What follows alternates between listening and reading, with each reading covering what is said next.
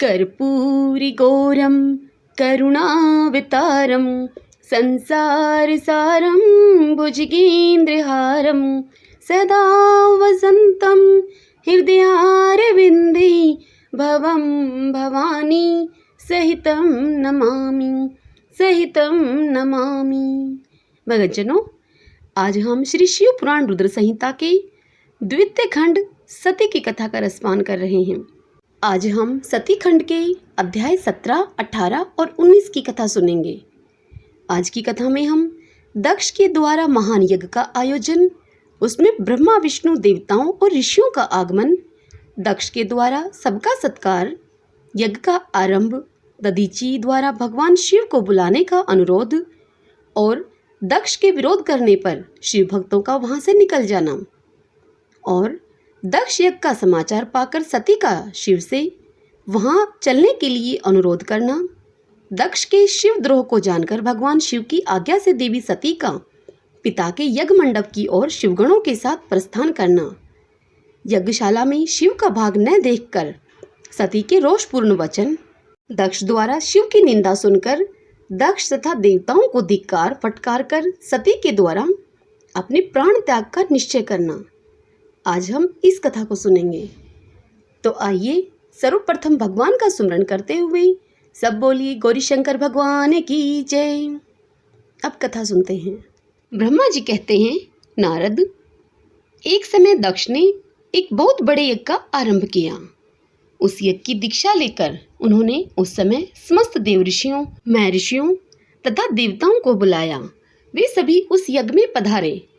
अगस्त, कश्यप, अत्रि, वामदेव, भृगु, दधीची, भगवान व्यास, भारद्वाज, गौतम, पैल पराशर, गर्ग, भार्गव, कुकुश, सीत, सुमंतु, त्रिक, कंक और वैशंपायन, ये तथा दूसरे बहुसंख्यक मुनि अपनी स्त्री और पुत्रों को साथ में लेकर मेरे पुत्र दक्ष के यज्ञ में हर्षपूर्वक सम्मिलित हुए थे।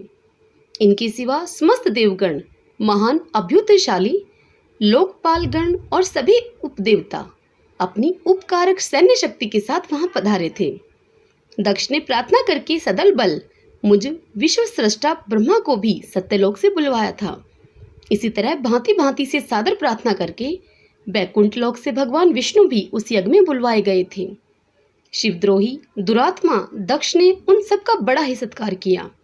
विश्वकर्मा ने अत्यंत दीप्तिमान, विशाल और बहुमूल्य दिव्य भवन बनवाए थे। दक्ष ने वे ही भवन समागत अतिथियों को ठहरने के लिए दिए। सभी लोग सम्मानित होकर उन संपूर्ण भवनों में यथायोग्य स्थान पाकर ठहरे हुए थे।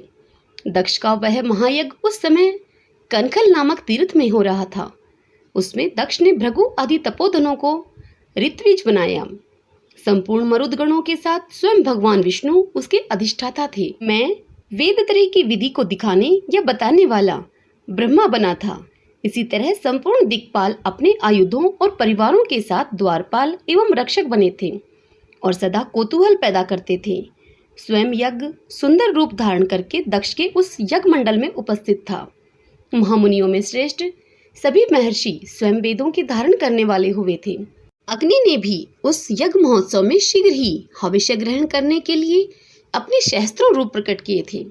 वहां 88,000 ऋत्विज एक साथ हवन करते थे। 64,000 देवऋषि उद्गाता थे। अध्वर्यु एवं होता भी उतने ही थे। नारद आदि देवऋषि और सप्तऋषि पृथक पृथक गाथा गान कर रहे थे। दक्ष ने अपने उस महायज्ञ में गंधर्वों, विद्याधरों, सिद्धों, 12 आदित्यों, उनके गणों, यज्ञों तथा नागलोक में विचरने वाले समस्त नागों का भी बहुत बड़ी संख्या में वर्ण किया था। ब्रह्मा ऋषि, राज ऋषि और देव ऋषियों के समुदाय तथा बहुसंख्यक नरेश भी उसमें आमंत्रित थे, जो अपने मित्रों, मंत्रियों तथा सेनाओं के साथ आए हुए थे। यजमान दक्ष ने उस यज्ञ में वसु आदि समस्त गण देवताओं का भी वर्ण किया था। कौतुक और मंगलाचार करके जब दक्ष ने यज्ञ की दीक्षा ली तथा जब उनके लिए बारंबार स्वस्ति वाचन किया जाने लगा, तब वे अपनी पत्नी के साथ बड़ी शोभा पाने लगे। इतना सब करने पर भी दुरात्मा दक्ष ने उस यज्ञ में भगवान शंभु को नहीं आमंत्रित किया। उनकी दृष्टि में कपालधारी होने के कारण वे निश्चय ही यज्ञ में भाग पाने योग्य नहीं थे। सती प्रजापति दक्ष की प्रिय पुत्री थी, तो भी कपाली की पत्नी होने के कारण दोषदर्शी दक्ष ने उन्हें अपने यज्ञ में नहीं बुलवाया। इस प्रकार जब दक्ष का वह यज्ञ महोत्सव आरंभ हुआ और यज्ञ मंडप में आए हुए सब ऋत्विज अपने अपने कार्य में संलग्न हो गए, उस समय वहां भगवान शंकर को उपस्थित न देखकर शिव भगत दधीची का चित्त अत्यंत उद्विग्न हो उठा और वे इस प्रकार बोले। दधीची ने कहा, मुख्य मुख्य देवताओं तथा महर्षियों, आप सब लोग प्रशंसा पूर्वक मेरी बात सुनिए। इस यज्ञ महोत्सव में भगवान शंकर नहीं आए हैं। इसका क्या कारण है? यद्यपि ये देवेश्वर बड़े बड़े मुनि और लोकपाल यहाँ पधारे हैं, तथापि उन महात्मा पिनाक पाणी शंकर के बिना यह यज्ञ अधिक शोभा नहीं पा रहा है। बड़े बड़े विद्वान कहते हैं कि मंगलमय भगवान शिव की कृपा दृष्टि से ही समस्त मंगल कार्य संपन्न होते हैं। जिनका ऐसा प्रभाव है वे पुराण पुरुष वृषभध्वज परमेश्वर श्री नीलकंठ यहाँ क्यों नहीं दिखाई दे रहे हैं? दक्ष, जिनके संपर्क में आने पर अथवा जिनके स्वीकार कर लेने पर अमंगल भी मंगल हो जाते हैं तथा जिनके 15 नेत्रों से देखे जाने पर बड़े बड़े नगर तत्काल मंगलमय हो जाते हैं, उनका इस यज्ञ में पदार्पण होना अत्यंत आवश्यक है। इसलिए तुम्हें अवश्य ही परमेश्वर शिव को यहाँ शीघ्र बुलाना चाहिए, अथवा ब्रह्मा, प्रभावशाली भगवान विष्णु, देवराज इंद्र, लोकपाल गणों, ब्राह्मणों और सिद्धों की सहायता से सर्वथा प्रयत्न करके इस समय यज्ञ की पूर्ति के लिए तुम्हें भगवान शंकर को यहाँ ले आना चाहिए। आप सब लोग उस स्थान पर जाएं जहाँ महेश्वर देव विराजमान हैं। वहां से दक्ष नंदिनी सती के साथ भगवान शंभु को यहाँ तुरंत ले आएं। हे देवेश्वरों, जगदम्बा सहित वे परमात्मा शिव यदि यहाँ आ गए तो उनसे सब कुछ पवित्र हो जाएगा। उनके स्मरण से, उनके नाम लेने से सारा कार्य पुण्यमय बन जाता है। अतः पूर्ण प्रयत्न करके भगवान वृषभध्वज को यहाँ ले आना चाहिए। भगवान शंकर के यहाँ पदार्पण करते ही यह यज्ञ पवित्र हो जाएगा, अन्यथा यह पूरा नहीं हो सकेगा। मैं यह सत्य कहता हूँ। दधीची का इस प्रकार वचन सुनकर दुष्ट बुद्धि वाले मूढ़ दक्ष ने हंसते हुए इस प्रकार रोषपूर्वक कहा, भगवान विष्णु संपूर्ण देवताओं के मूल हैं, जिनमें सनातन धर्म प्रतिष्ठित है। जब मैंने इनको यहाँ सादर पूर्वक बुलवा लिया है, तब इस यज्ञ क्रम में क्या कमी हो सकती है भला? जिनमें वेद, यज्ञ और नाना प्रकार के समस्त कर्म प्रतिष्ठित हैं, वे भगवान विष्णु तो यहाँ आ ही गए हैं। इनके सिवा सत्यलोक से लोक पितामह ब्रह्मा वेदों, उपनिषदों और विविध आगमों के साथ यहाँ पधारे हैं। देवगणों के साथ स्वयं देवराज इंद्र का भी शुभागमन हुआ है तथा आप जैसे निष्पाप महर्षि भी यहाँ आ गए हैं। जो महर्षि यज्ञ में सम्मिलित होने के योग्य, शांत और सुपात्र हैं, वेद और वेदार्थ के तत्व को जानने वाले हैं और दृढ़ता पूर्वक व्रत का पालन करते हैं, वे सब और स्वयं आप भी जब यहाँ पदार्पण कर चुके हैं, तब हमें यहाँ रुद्र से क्या प्रयोजन है? हे विप्रवर, मैंने ब्रह्मा जी के कहने से ही अपनी कन्या रुद्र को ब्याह दी थी। वैसे तो मैं जानता हूँ हर कुलीन नहीं है, उनके न माता है न पिता हैं। वे भूतों, प्रेतों और पिशाचों के स्वामी हैं, अकेले रहते हैं। उनका अतिक्रमण करना दूसरों के लिए अत्यंत कठिन है। वे आत्म प्रशंसक, मूढ़, जड़, मौनी और ईर्ष्यालु हैं। इस यज्ञ कर्म में बुलाए जाने योग्य नहीं हैं, इसलिए मैंने उनको यहाँ नहीं बुलाया है। अतः दधीची जी, आपको फिर कभी ऐसी बात नहीं कहनी चाहिए। मेरी प्रार्थना है कि आप सब लोग मिलकर मेरे इस महान यज्ञ को सफल बनाएं। दक्ष की यह बात सुनकर दधीची ने समस्त देवताओं और मुनियों के सुनते हुए यह सार गर्भित बात कही। दधीची बोले, दक्ष, उन भगवान शिव के बिना यह महान यज्ञ अयज्ञ हो गया। अब यह यज्ञ कहलाने योग्य ही न रह गया। विशेषतः इस यज्ञ में तुम्हारा विनाश हो जाएगा। ऐसा कहकर दधीची दक्ष की यज्ञशाला से अकेले ही निकल पड़ी और तुरंत अपने आश्रम को चल दिए। तदंतर जो मुख्य शिव भगत तथा शिव के मत का अनुसरण करने वाले थे, वे भी दक्ष को वैसा ही शाप देकर तुरंत वहां से निकले और अपने आश्रमों को चले गए। मुनिवर दधीची तथा दूसरे ऋषियों के उस यज्ञ मंडप से निकल जाने पर दुष्ट बुद्धि शिवद्रोही दक्ष ने उन मुनियों का उपवास करते हुए कहा। दक्ष बोले, जिन्हें शिव ही प्रिय हैं, वे नाम मात्र के ब्राह्मण दधीची चले गए। उन्हीं के समान जो दूसरे थे, वे भी मेरी यज्ञशाला से निकल गए। यह बड़ी शुभ बात हुई। मुझे सदा यही अभिष्ट है। देवेश, देवताओं और मुनियों, मैं सत्य कहता हूँ, जिनके चित्त की विचार शक्ति नष्ट हो गई है, जो मंद बुद्धि हैं और जो मिथ्यावाद में लगे हुए हैं, ऐसे वेद बहिष्कृत दुराचारी लोगों को यज्ञ क्रम में त्याग ही देना चाहिए। विष्णु आदि आप सब देवता और ब्राह्मण वेदवादी हैं, अतः मेरे इस यज्ञ को शीघ्र ही सफल बनाएं। ब्रह्मा जी कहते हैं, दक्ष की यह बात सुनकर शिव की माया से मोहित हुए समस्त देव ऋषि उस यज्ञ में देवताओं का पूजन और हवन करने लगे। मुनीश्वर नारद, इस प्रकार उस यज्ञ को जो शाप मिला उसका वर्णन किया गया। अब यज्ञ के विध्वंस की घटना को बताया जाता है, आदरपूर्वक उसे सुनो।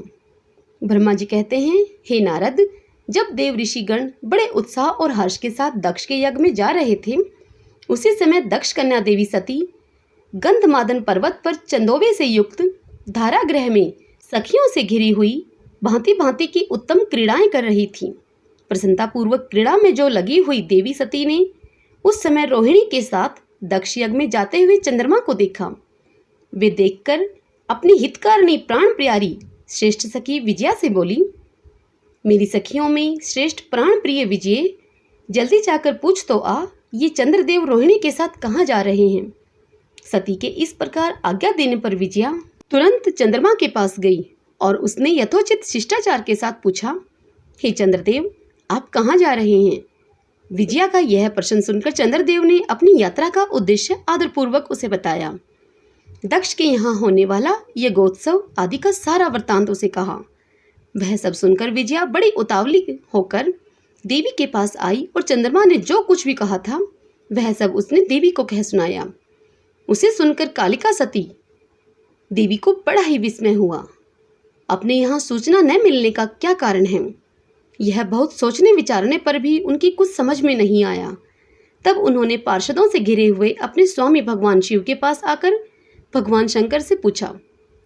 सती भगवान शंकर से बोली, हे प्रभु, मैंने सुना है कि मेरे पिताजी के यहाँ कोई बहुत बड़ा यज्ञ हो रहा है, उसमें बहुत बड़ा उत्सव होगा, उसमें सब देव ऋषि एकत्रित हो रहे हैं। हे देवेश्वर, पिताजी के उस महान यज्ञ में चलने की रुचि आपको क्यों नहीं हो रही है।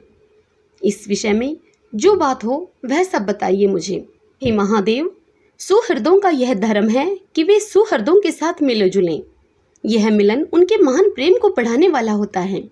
अतः हे प्रभु, हे मेरे स्वामी, आप मेरी प्रार्थना मानकर सर्वथा प्रयत्न करके मेरे साथ पिताजी की यज्ञशाला में आज ही चलिए। सती की यह बात सुनकर भगवान महेश्वर देव, जिनका हृदय दक्ष के वाग्बाणों से घायल हो चुका था, वे मधुर वाणी में सती से बोले। वे बोले, देवी, तुम्हारे पिता दक्ष मेरे विशेष द्रोही हो गए हैं। जो प्रमुख देवता और ऋषि अभिमानी मूढ़ और ज्ञान शून्य हैं, वे ही सब तुम्हारे पिता के यज्ञ में गए हैं। जो लोग बिना बुलाए दूसरों के घर जाते हैं, वे वहाँ अनादर ही पाते हैं, जो मृत्यु से भी बढ़कर कष्टदायक है। अतः हे प्रिय, तुमको और मुझको तो विशेष रूप से दक्ष के यज्ञ में नहीं जाना चाहिए, क्योंकि वहाँ हमें बुलाया नहीं गया है। यह मैंने सच्ची बात कही है।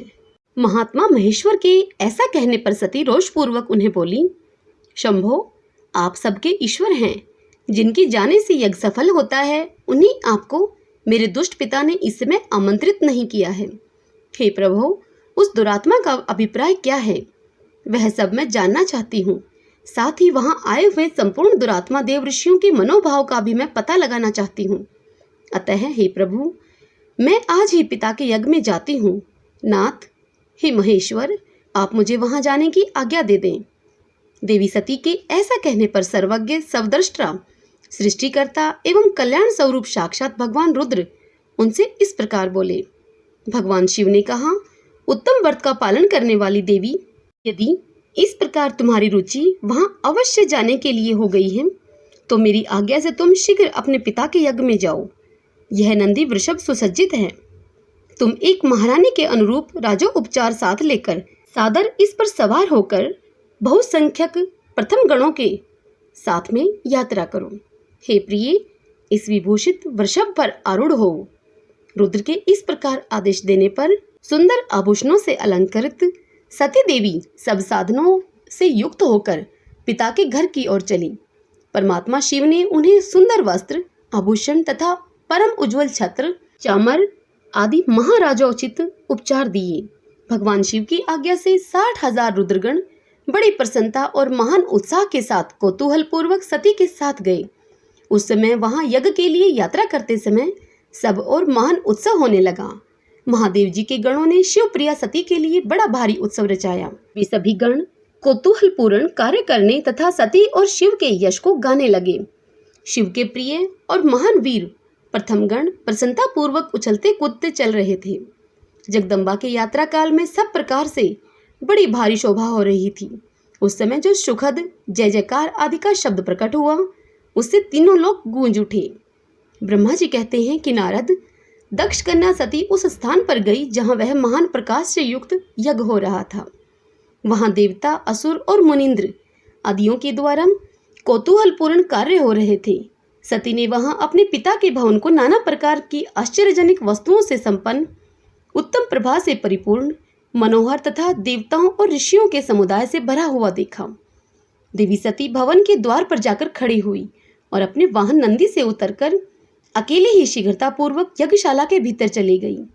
सती को आई देखकर उनकी यशस्विनी माता अशिकनी अर्थात वीरणी ने और बहनों ने उनका यथोचित आदर सत्कार किया, परंतु दक्ष ने उन्हें देखकर भी कुछ आदर नहीं किया तथा उन्हीं के भय से शिव की माया से मोहित हुए दूसरे लोग भी उनके प्रति आदर का भाव न दिखा सके।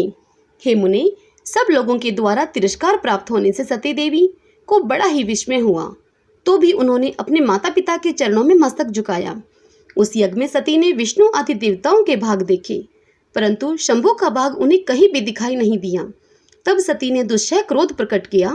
वे अपमानित होने पर भी रोष से भरकर सब लोगों की ओर क्रूर दृष्टि से देखती हुई और दक्ष को जलाती हुई सी बोली।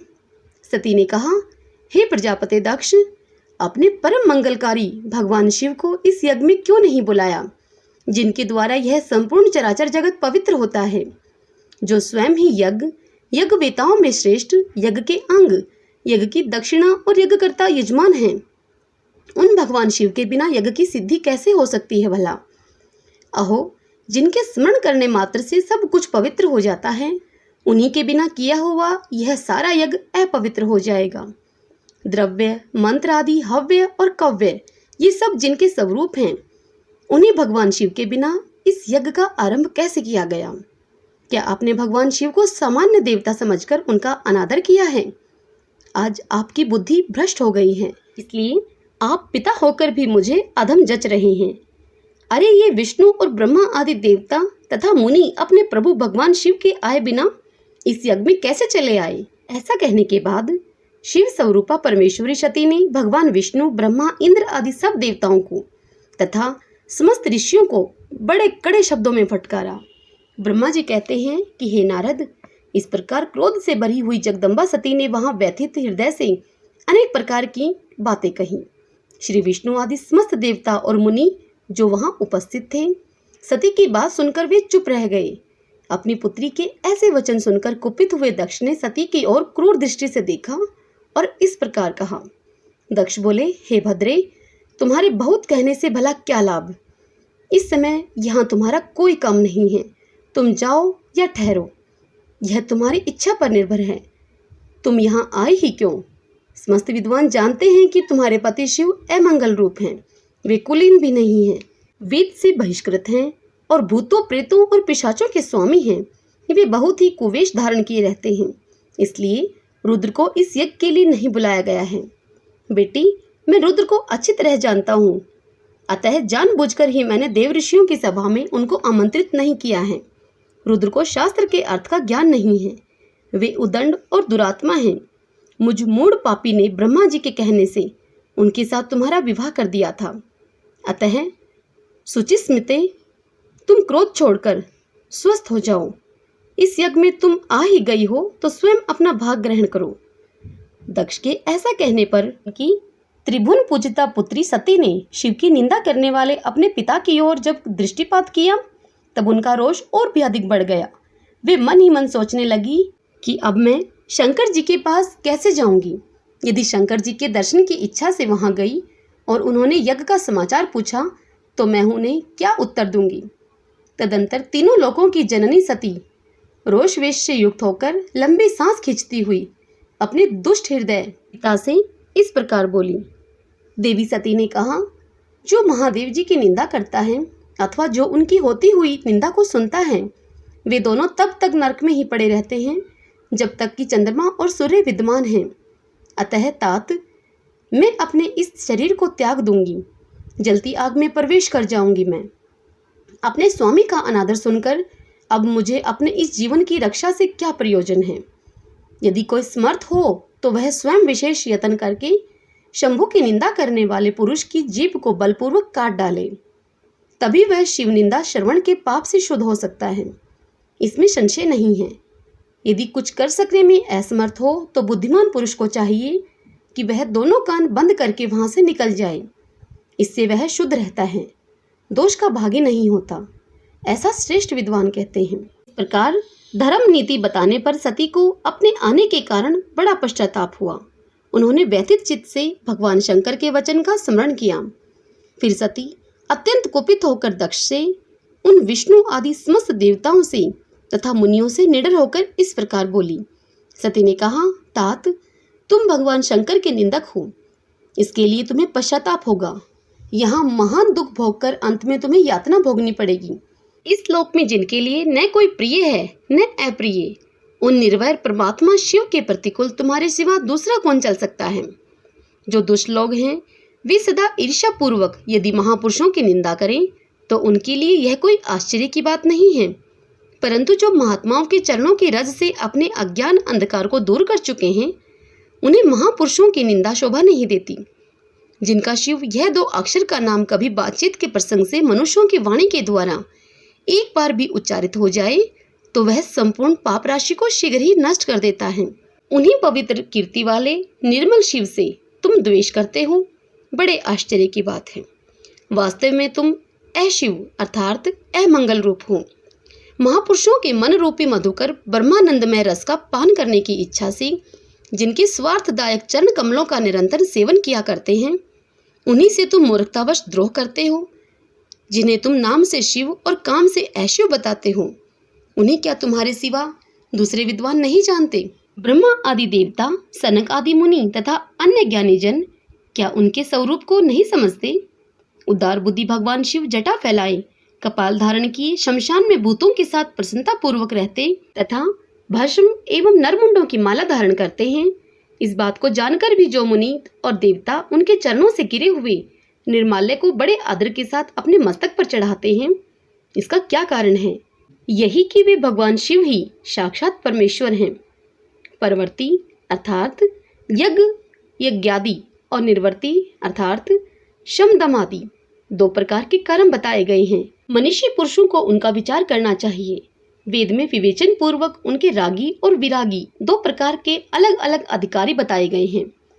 परस्पर विरोधी होने के कारण उक्त दोनों प्रकार के कर्मों का एक साथ ही एक ही कर्ता के द्वारा आचरण नहीं किया जा सकता। भगवान शंकर तो परब्रह्मा परमात्मा हैं, उनमें इन दोनों ही प्रकार के कर्मों का प्रवेश नहीं है। उन्हें कोई कर्म प्राप्त नहीं होता, उन्हें किसी भी प्रकार के कर्म करने की आवश्यकता नहीं है। पिताजी, हमारा ऐश्वर्य अव्यक्त है, उसका कोई लक्षण व्यक्त नहीं है। सदा आत्मज्ञानी महापुरुष ही इसका सेवन करते हैं। तुम्हारे पास वह ऐश्वर्य नहीं है। यज्ञशालाओं में रहकर वहां के अन्न से तृप्त होने वाले कर्मठ लोगों को जो भोग प्राप्त होता है, उससे वह ऐश्वर्य बहुत दूर है। जो महापुरुषों की निंदा करने वाला और दुष्ट है, उसके जन्म को धिक्कार है। विद्वान पुरुष को चाहिए कि उसके संबंध को विशेष रूप से पर्तन करके त्याग दे। जिस समय भगवान शिव तुम्हारे साथ मेरा संबंध दिखलाते हुए मुझे दक्षिणायणी कहकर पुकारेंगे, उस समय मेरा मन सहसा अत्यंत दुखी हो जाएगा। इसलिए तुम्हारे अंग से उत्पन्न हुए सदा शव के तुल्य घृणित इस शरीर को इस समय मैं निश्चय ही त्याग दूंगी और ऐसा करके सुखी हो जाऊंगी। हे देवताओं और मुनियों, तुम सब लोग मेरी बात सुनो। तुम्हारे हृदय में दुष्टता आ गई है। तुम लोगों का यह कर्म सर्वथा अनुचित है। तुम सब लोग मूढ़ हो, क्योंकि शिव की निंदा और कलह तुम्हें प्रिय हैं। अतः भगवान हर से तुम्हें इस कुकर्म का निश्चय ही पूरा पूरा दंड मिलेगा। ब्रह्मा जी कहते हैं, हे नारद, उस यज्ञ में दक्ष तथा देवताओं से ऐसा कहकर सती देवी चुप हो गई और मन ही मन अपने प्राण वल्लभ शंभू का स्मरण करने लगी। हरि ओम तत्सत। भगतजनों, यह कथा यहीं संपूर्ण होती है। इससे आगे की कथा हम अगले अध्याय में सुनेंगे। कल के अगले अध्याय में हम सती का योग अग्नि से अपने शरीर को भस्म कर देना, दर्शकों का हाहाकार, शिव पार्षदों का प्राण त्याग तथा दक्ष पर आक्रमण, रिभुओं के द्वारा उनका भगाया जाना और देवताओं की चिंता, इस कथा का रसपान करेंगे। सब बोलिए गौरी शंकर भगवान की जय।